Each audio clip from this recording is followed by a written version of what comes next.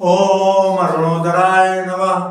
नमस्कार दोस्तों, मैं डॉक्टर कुलदीप कुमार पांडे हाँ सभी प्रिय मित्रों का असरवा क्लासेस में स्वागत करता हूँ। नमस्कार दोस्तों, आशा करता हूँ महाराज गणपति की आपके ऊपर कृपा बनी रहे और आपकी बुद्धि तीव्र हो। कल हमने नवीन राज्यों के उदय के आधुनिक भारतीय इतिहास के अंतर्गत बंगाल के नवाबों की चर्चा कर रहे थे। उसी क्रम में आज आगे चर्चा बढ़ाएंगे टॉपिक के माध्यम से। बंगाल के नवाब में हमने सिराजुद्दौला तक देखा, चर्चा हुई उनके बारे में। अब इसके पश्चात जो अगला नवाब हुआ उसका नाम था मीर जाफर। मीर जाफर दोस्तों दो बार नवाब हुआ। प्रथम बार जब हुआ तो 1757 से 1760 ईस्वी तक पहली बार ये नवाब हुआ। आइए देखते हैं। प्लासी की सफलता के पश्चात अंग्रेजों ने मीर जाफर को बंगाल का नवाब बनाया। कब? 28 जून 1757 ईस्वी को अंग्रेजों ने मीर जाफर को बंगाल का नवाब बनाया।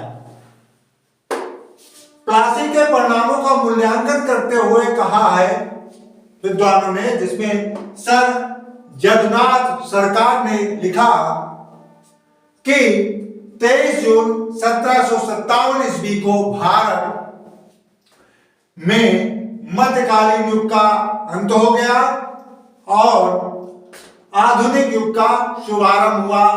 यह कथन था किसका? सर जदुनाथ सरकार का कथन था।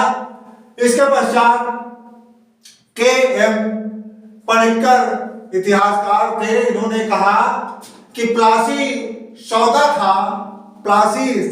था जिसमें बंगाल के धनी लोगों और मीर जाफर ने नवाब को अंग्रेजों को बेच दिया था।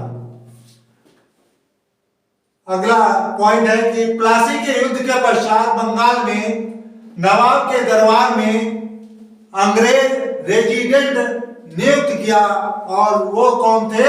वो थे ल्यूक स्क्रॉप्टन, जो अंग्रेज रेजिडेंट थे नवाब के दरबार में। उनका नाम था ल्यूक स्क्रॉप्टन। मीर जाफर के नवाब बनते ही कंपनी ने नव निर्माता की भूमिका निभानी प्रारंभ कर दी।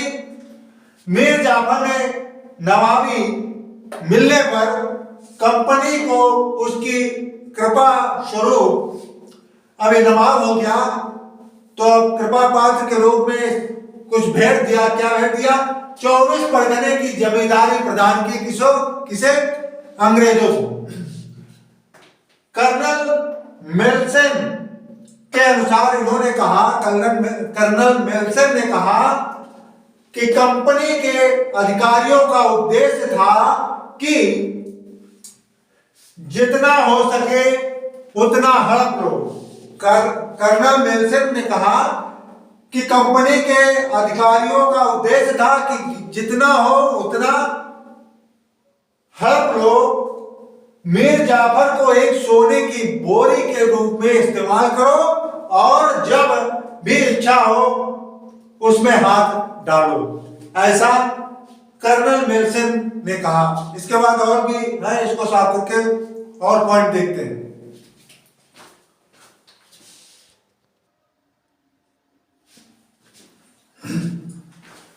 मुर्शिदाबाद में मीर जाफर को कर्नल क्लाइव का गीदड़ कहा गया।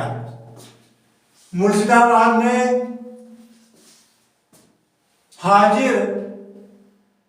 मुर्शिदाबाद के किसी हाजिर जवाब दरबारी ने मीर जाफर को कर्नल क्लाइव का गीदड़ कहा, अर्थात गधा कहा। बंगाल का गवर्नर 1758 ईस्वी में क्लाइव बना। 25 फरवरी 1760 को क्लाइव वापस इंग्लैंड चले गए। 27 सितंबर 1760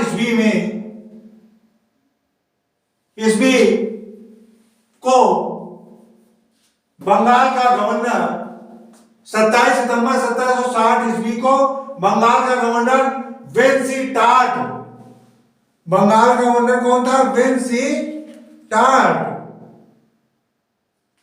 वेल्सी टाट और मीर कासिम के मध्य गुप्त समझौता हुआ। समझौता क्या था? समझौता था कि मीर जाफर को नवाब का पद त्याग करने के लिए विवश किया गया, मीर कासिम को नवाब बनाया गया। यह समझौता हुआ था। कंपनी को जमींदारी प्राप्त हुई। कहां कहां की किन क्षेत्रों में जमींदारी प्राप्त हुई अंग्रेजी कंपनियों को? बर्दवान, मिदनापुर और चटगांव की जमींदारी प्राप्त हो गई। बंगाल की दूसरी क्रांति, यानी ये जो घटना हुई थी इसको बंगाल की दूसरी क्रांति के नाम से जानते हैं और यह घटना 1760 ईस्वी में हुई थी। इसके बाद अगला जो नवाब हुआ मीर कासिम, 1760 से 1763 ईस्वी इनका समय है। मीर कासिम का नवाब बनने के पश्चात, मीर कासिम जब नवाब बन गया उसके पश्चात अंग्रेजों के हस्तक्षेप से बचने हेतु मीर कासिम ने क्या किया कि अपनी राजधानी को हस्तांतरित कर दिया। पहले इसकी राजधानी थी मुर्शिदाबाद, अब उसने मुंगेर बना लिया। क्यों? क्योंकि वह चाहता था कि कलकत्ता से दूर होने के कारण अंग्रेज लोग दखल नहीं दे पाएंगे इसके दरबार में, इसलिए उसने क्या किया कि मुर्शिदाबाद से हटाकर मुंगेर को अपनी राजधानी बनाई। सेना में आर्मेनियाई को नियुक्त किया जिसका नाम था गुरगिन खां। गुरगिन खां को नियुक्त किया सेना में अधिकारी के रूप में मीर कासिम ने। जिससे सैनिकों की संख्या में वृद्धि की, जिसने तोपों बंदूकों के निर्माण हेतु कार्य किया इसने और तोपों बंदूकों के निर्माण हेतु कारखाना स्थापित किया मुंगेर में। भारतीय व्यापारियों को चुंगी से मुक्त कर दिया गया इस समय मीर कासिम के समय में।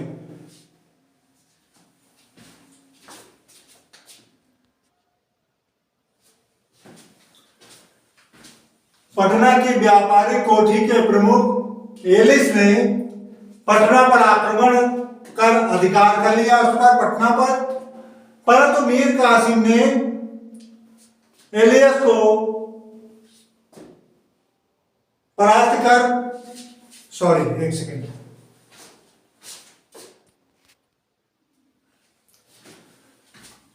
परंतु मीर कासिम ने एलियस को परास्त कर पटना पर अधिकार कर लिया। पटना की घटना के कारण कंपनी ने मीर कासिम को पदच्युत कर दिया और मीर जाफर को पुनः नवाब घोषित किया। कब? जुलाई 1763 ईस्वी में मीर जाफर दोबारा जो है नवाब बन जाता है। मीर जाफर ने कंपनी से केवल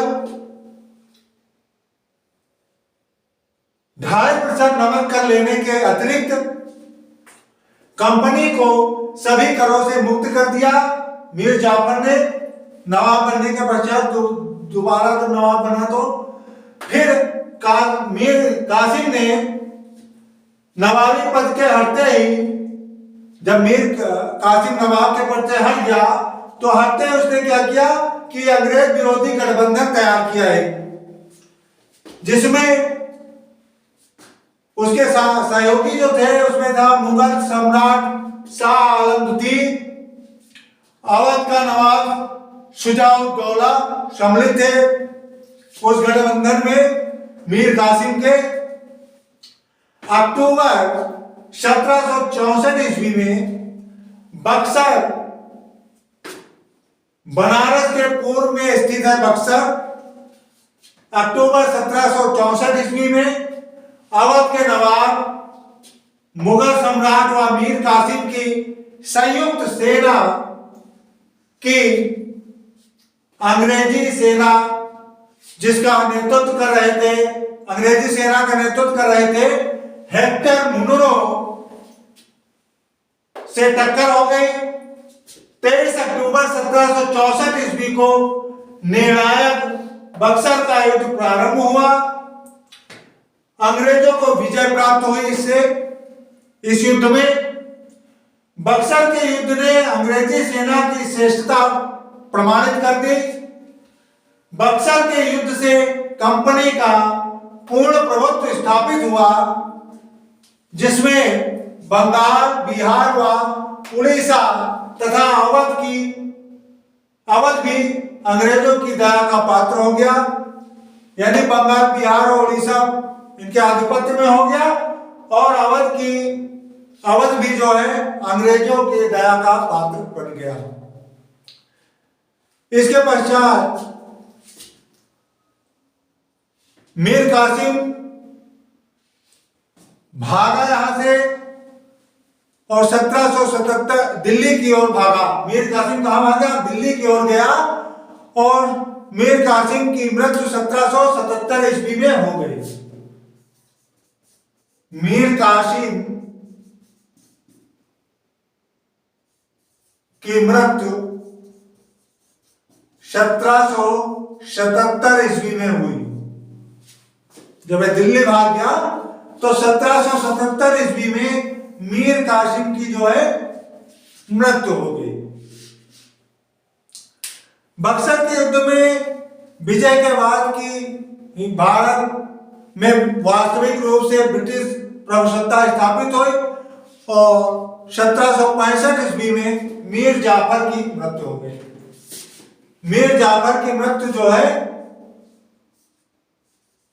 मीर जाफर की मृत्यु कब हुई? 1765 ईस्वी में मीर जाफर की मृत्यु हो गई।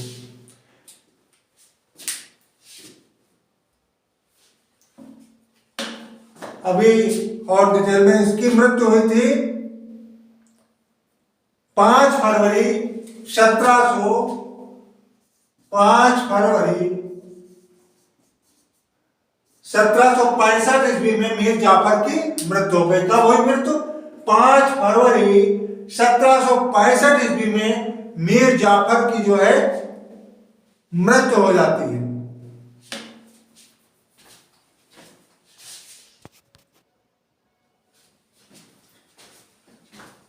5 फरवरी 1765 ईस्वी में मृत्यु हो जाती है किसकी? मीर जाफर जो नवाब था।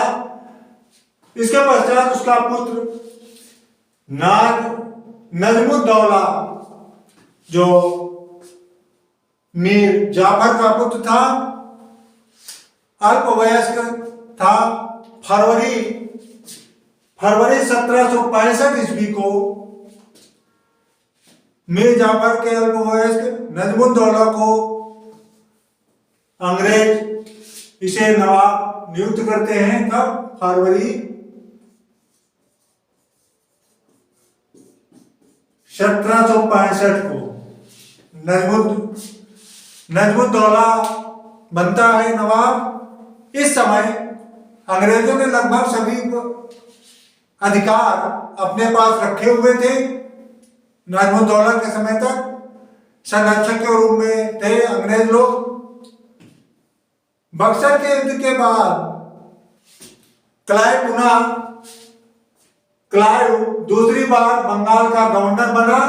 मई 1765 ईस्वी में क्लाइव ने बंगाल के नवाब और अवध के नवाब से संधियां की, जिसमें इलाहाबाद की प्रथम संधि हुई, जिसका समय था 12 अगस्त 1765 ईस्वी का। इस संधि के में कौन कौन शामिल थे आइए देखते हैं। यह संधि मुगल सम्राट शाह आलम द्वितीय व अंग्रेजों के मध्य हुई। अंग्रेजों के मध्य हुई। इस संधि पर शाह आलम द्वितीय, बंगाल के नवाब नजमुद्दौला एवं क्लाइव ने हस्ताक्षर किए। इस संधि की शर्तें क्या थी? पहली शर्त, मुगल सम्राट शाह आलम द्वितीय ने 12 अगस्त के फरमान के जरिए बंगाल, बिहार एवं उड़ीसा की दीवानी कंपनी को दे दी। दूसरी शर्त, सम्राट को अवध के नवाब से कड़ा, मणिपुर का क्षेत्र कड़ा और इलाहाबाद के जिले लेकर दे दिए गए कंपनी को। मुगल सम्राट को 26 लाख रुपए प्रतिवर्ष पेंशन के रूप में दिए जाने का निर्णय इस शर्त के अंतर्गत लिया गया इस संधि में। इसके बाद देखते हैं इलाहाबाद की दूसरी संधि।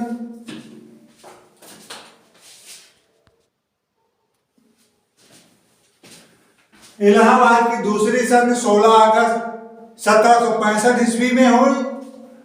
यह संधि अवध के नवाब शुजाउद्दौला और क्लाइव के मध्य हुई।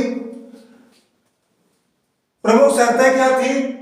पहली शर्त थी अवध का राज्य कड़ा और इलाहाबाद को छोड़कर नवाब को वापस मिल गए। दूसरी शर्त के अंतर्गत कंपनी को 50 लाख रुपए एवं चुनार दुर्ग अवध से प्राप्त हुए। अवध में कर मुक्त व्यापार करने की सुविधा कंपनी को प्राप्त हुई। दीवानी व निजामत दोनों ही प्राप्त करने के बाद कंपनी ने बंगाल में द्वैत शासन का सूत्रपात किया। द्वैत शासन का जनक जनरल लियो कार्टियस को स्वीकार किया जाता है। यानी कि द्वैत शासन का जनक किसे कहा जाता है? तो जनरल लियो कार्टियस जो थे ये द्वैत शासन के जनक कहे जाते हैं। 1765 में द्वैत शासन का प्रारंभ हुआ बंगाल में। द्वैत शासन की विशेषता यह थी कि उत्तरदायित्व सहित जो उत्तरदायित्व रहित अधिकारी और अधिकार रहित उत्तरदायित्व, इसके विषय में द्वैत शासन की व्यवस्था की गई थी। कल इसके विषय में चर्चा करेंगे। जो अव्यवस्था, भ्रष्टाचार वगैरह पनप रहे थे, इस कारण द्वैत शासन की व्यवस्था की गई। यह तो था नवाबों के विषय में। नेक्स्ट टॉपिक पे अब कल अवध में किस क्रम में नवाब हुए उनके विषय में चर्चा करेंगे। नमस्कार दोस्तों, धन्यवाद। कल फिर मिलते हैं आप सबको नई चर्चा के अंतर्गत, जिसमें अवध के नवाबों का क्या क्रम रहा क्रमशः एक एक करके चर्चा करते रहेंगे। धन्यवाद दोस्तों।